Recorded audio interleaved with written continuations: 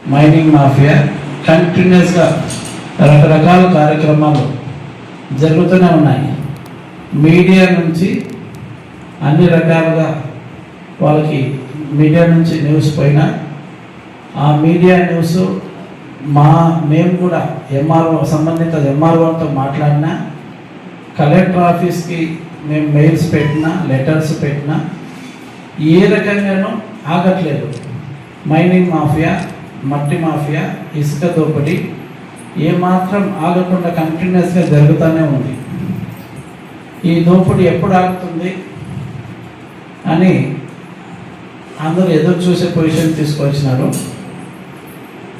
ఆంధ్రప్రదేశ్ రాష్ట్రంలోనే మన రాయదుర్గానికి ప్రత్యేకంగా చెప్పాలంటే సహజ వనరులు ఎక్కువ ఉన్నాయి.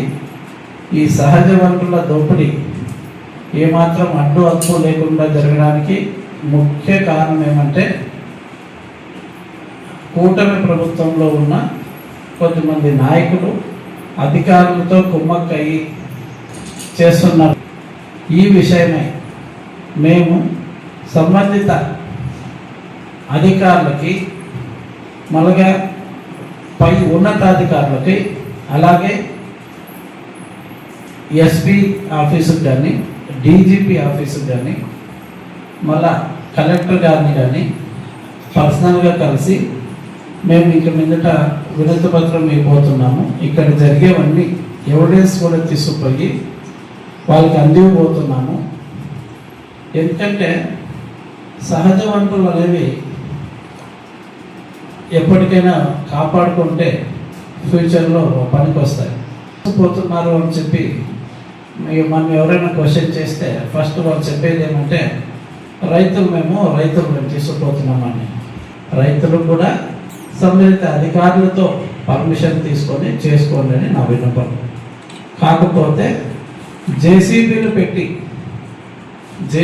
పెట్టి గుంతలు తవ్వి ఆ చెరువులో కొన్ని అడుగుల లోపలికి ఆ మట్టిని కూడా తీసుకెళ్ళి కర్ణాటక ప్రాంతంలో అమ్ముకుంటున్నారు. కర్ణాటకలో 5 నుంచి 7,000 రూపాయలు ఒక్కొక్క లోడ్కి అమ్ముకుంటున్నారని మాకు వచ్చిన సమాచారము. మరి ఈ విషయం తెలిసిన వాళ్ళు యాడ ట్రాన్స్ఫర్ అయిపోతారో, మమ్మల్ని యాడ్ ట్రాన్స్ఫర్ చేసేస్తారో, లేదా ఇంకా ఏమైనా అధికారులు మా తప్పుల్ని యాడని ఎత్తి చూపిస్తారేమో ఎందుకు అని అధికారులు కూడా నిమ్మకు నీరెత్తినట్లు ఉండడమే ఒక కారణం నాకు అర్థమైంది. సో రాజకీయ నాయకులు లక్షలు ఏదంటారు అది అందిన కాడికి దోచుకోవడమే వాళ్ళ లక్ష్యము. వాళ్ళని ఆపాల్సినది అధికారులు ఎందుకు చర్యలు తీసుకోవట్లేదంటే వాళ్ళ పర్సనల్ రీజన్స్ ట్రాన్స్ఫర్ చెప్పిస్తారని ఒక భయం ఉండొచ్చు. వాళ్ళు కూడా ఈ అవినీతిలో పాల్పంచుకొని ఉంటారు అని కొన్ని సంఘటనలు మాకు తెలుస్తుంది. మేము వాళ్ళ దగ్గర మాట్లాడినప్పుడు వాళ్ళ రెస్పాన్స్ చూస్తే కొన్ని విషయాలు చూసుకున్నట్లు పోలపరండి, ప్రతి విషయాన్ని పెద్ద చేస్తే ఎట్లా అని ఆఫీసర్లే, వాళ్ళ పేరు నేను చెప్పదలుచుకోలేదు, ఆఫీసర్లే మాకు చెప్పిన రోజులు ఉన్నాయి. మరి సహజ వనరులు అన్నీ వెళ్ళిపోతే ఫ్యూచర్లో ఏముంటుంది? రాయదుర్గం నియోజకవర్గ వ్యాప్తంగా ప్రజలు ఏం చేయాలి? ఏదంటే ఒక ఇల్లు కట్టుకోవాలంటే ఇసుక అవసరము, మట్టి అవసరము.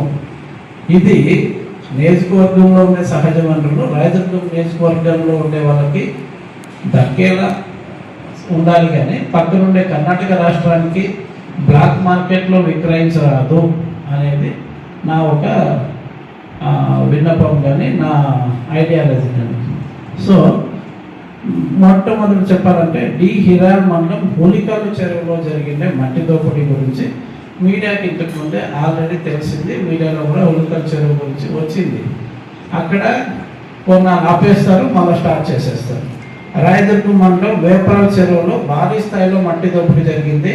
అక్కడికి మేము మా లీడర్స్ అంతా పర్సనల్గా 3 సార్లు విజిట్ చేసినాం. వేపరాల గ్రామంలో 3 సార్లు విజిట్ చేసి ఆడ ఏం జరుగుతుందని చూస్తే బాగా లోపలికంతా తవ్వేశారు మట్టి.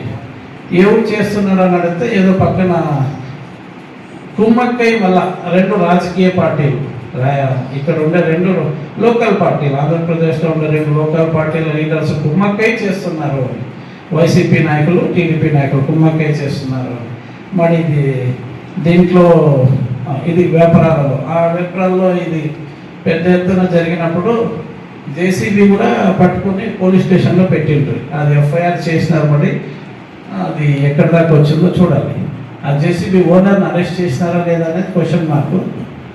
మళ్ళీ డి హిరాన్ మండలం దొడగట్ట చెరువులో మట్టి దోపిడీ జరిగింది. అది విషయం కూడా మీడియాకి చెప్పినాము. డి హిరాన్ మండలం మల్లికేతి చెరువులో భారీ స్థాయిలో మట్టి దోపిడీ చేసినారు. అక్కడ నుంచి కర్ణాటక రాష్ట్రానికి తరలించినారు. ఇవన్నీ మళ్ళీ రాయదుర్గం పట్టణానికి పక్కనే ఉన్న నాయన్ చెరువు మట్టి దోపిడీ అనేది నిత్య కంటిన్యూస్గా జరుగుతూ ఉంది. మట్టి దోపిడీ చేసి పక్కనే ఉన్న కర్ణాటక రాష్ట్రం మొలకల్మూరు ప్రాంతంలో ఇటుకల ఫ్యాక్టరీకి సరఫరా చేస్తున్నారని మాకు వచ్చింది ఇన్ఫర్మేషన్. వీటన్నిటిని అరికట్టాలంటే మరి అధికారులు చర్యలు చేపట్టాలి. సో అధికారులు కనుక ఇప్పుడు నేను ఇచ్చిన ఈ మీడియా సమావేశం తర్వాత కూడా మ్యాక్సిమం ఒక 3-4 డేస్ టైం ఇస్తాము. ఇవన్నీ ఆగకపోతే ఈ అక్రమ క్వారీలు కానీ, అక్రమ మైనింగ్ కానీ, అక్రమ మట్టి తరలింపు కానీ, అక్రమ ఇసుక తరలింపు కానీ నియోజకవర్గ వ్యాప్తంగా ఉన్న 5 మండలాల్లో మరియు రాయదుర్గం పట్టణంలోనూ కన్నేకల్ పట్టణంలోనూ ఎక్కడైనా కానీ ఇవన్నీ ఆగకపోతే 3 రోజుల తర్వాత మేమైతే ఖచ్చితంగా అధికారుల నిర్లక్ష్యమే దీనికి కారణము, రాజకీయ నాయకుల ఆశ దీనికి కారణము అని చెప్పి మేము సంబంధిత అధికారులకి ఖచ్చితంగా మేము కంప్లైంట్ చేస్తాము. ఈ విషయమే మేము కూడా రోడ్ ఎక్కడానికి రెడీ చేసుకుంటున్నామని కాంగ్రెస్ పార్టీ తరఫున తెలియజేస్తున్నాము. రాయదుర్గం పట్టణానికి నీటి సరఫరా ఇస్తుండే ఇవాళ నేను కరేకల్లో నిర్మించిన సమ్మర్ స్టోరేజ్ ట్యాంక్ పక్కన కూడా కనేకల్ రోడ్లో ఉండే మట్టి మొత్తం దోపిడీకి గురైంది. అక్కడ కూడా జరిగింది. ఇట్లా చెప్పుకుంటూ పోతే ఎన్నో ఉన్నాయి, అడుగడుగునా జరుగుతూనే ఉన్నాయి. సో ఇప్పటికైనా అధికారులు మళ్ళా సంబంధిత నాయకులు ఎవరైతే ఈ పని చేస్తున్నారో మేము రాయదుర్గం కాంగ్రెస్ పార్టీ తరఫున హెచ్చరిస్తున్నాము. మరి ఇన్నాళ్ళు మేము ప్రకటనలకి మేమైతే మీడియా సమావేశం పెట్టి ఖండించడం జరిగింది. ఖండించినప్పుడు అప్పుడప్పుడు కొన్ని రోజులు ఆపేస్తారు. మళ్ళా అంటే ఎట్లంటే ఈ ఊర్లో ఆపితే ఆ ఊర్లో, ఆ ఊర్లో ఆపితే ఇంకో ఊర్లో ఆపితే ఇంకో మండలానికి వెళ్ళిపోతుంది దోపిడీ. అసలు ఆగట్లేదు, కంటిన్యూస్గా జరుగుతూ ఉంది. దీనికి రింగ్ మాస్టర్ ఎవరు అంటే మనకు తెలిసిందే, కూటమి ప్రభుత్వంలో ముఖ్య నాయకులే దీనికి రింగ్ మాస్టర్గా ఉన్నారు. కాబట్టి నియోజకవర్గ వ్యాప్తంగా వాళ్ళు ఏం మాట్లాడినా జరిగిపోతాయి. మరి కాన్సన్ట్రేట్ చేసే వాళ్ళు ఎవరు లేరు. కాబట్టి భారత జాతీయ కాంగ్రెస్ పార్టీ రాయదుర్గంలో ప్రముఖ ప్రతిపక్ష పాత్ర పోషిస్తుంది. ఇక మీదట ఆల్రెడీ మేము అదే పనిలో ఉన్నాము. మరి ప్రధాన ప్రతిపక్షం విఫలమైంది కాబట్టి, పూర్తిగా విఫలమైంది కాబట్టి నాయకత్వం లేని వైఎస్ఆర్ కాంగ్రెస్ పార్టీ రాయదుర్గం నియోజకవర్గ వ్యాప్తంగా విఫలమైంది కాబట్టి భారత జాతీయ కాంగ్రెస్ పార్టీ ప్రతిపక్ష స్థాయిలో మేము కూడా పోరాటం చేస్తామని చెప్పి ఈ అవినీతి అరాచకాలని మట్టి కల్పించేంత వరకు మా పోరాటం జరుగుతుందని చెప్పి, అందుకు రాయదుర్గం నియోజకవర్గ ప్రజలందరూ సహకరించాలని చెప్పి, ఎక్కడ ఏమి అవినీతి అక్రమాలు జరిగినా జీపీఆర్ హెల్ప్ లైన్ అని ఒక నంబర్ మేము ఆల్రెడీ మీడియాకి ఇచ్చినాము, ఇంకోసారి కూడా ఇస్తున్నాము. జీపీఆర్ హెల్ప్ లైన్ నెంబర్కి ఫోన్ చేయండి. స్వతహాగా ఆ నంబర్ నేనే రిసీవ్ చేస్తాను, మీతో మాట్లాడతాను. మీ ఎవరు ఇన్ఫర్మేషన్ ఇచ్చారనే విషయాన్ని గోప్యంగా ఉంచబడుతుంది. ఖచ్చితంగా మీ ఊర్లో, మీ ఇంటి పక్కన, మీ వీధిలోనూ, మీ పల్లెటూరులోనూ, మీ వార్డులోనూ, మీ పట్టణంలోనూ ఎక్కడేమి అవినీతి అక్రమాలు జరిగినా మీరు ఫోన్ చేయాల్సిన నంబరు 7386566233 73865 ఈ నంబరు జీపీఆర్ హెల్ప్ లైన్ నంబర్కి కాల్ చేసి వెంటనే మీరు చెప్తే మేము దీనికి సంబంధించి ఏ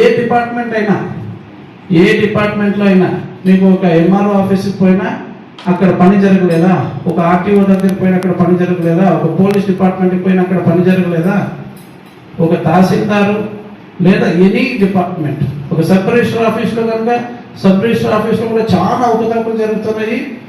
డాక్యుమెంట్ రైతులదే చాలా హవా నడుస్తూ ఉంది. సబ్ రిజిస్టర్ ఆఫీస్కి ఒక కూటమి నాయకుడు పెట్టినారంట. సబ్ రిజిస్టర్ ఆఫీస్లో కూటమి నాయకుడు ఆయన ఏం చెప్తే అదే జరుగుతుందంట. ఆ కూటమి నాయకుడు ప్రధాన నాయకుడికి ముట్టి చెప్తారట ఈయన వచ్చిన కమిషన్లో.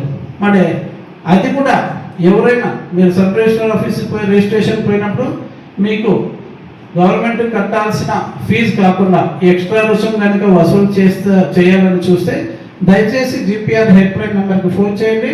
మేము వెంటనే వాళ్ళపైన శాఖాపరమైన చర్యలతో పాటు వాళ్ళపైన క్రిమినల్ కేసులు పెట్టడానికి కూడా మేము వెనుకాడుకోమని చెప్పి రాయదుర్గం కాంగ్రెస్ పార్టీ తరఫున హెచ్చరిస్తున్నాము.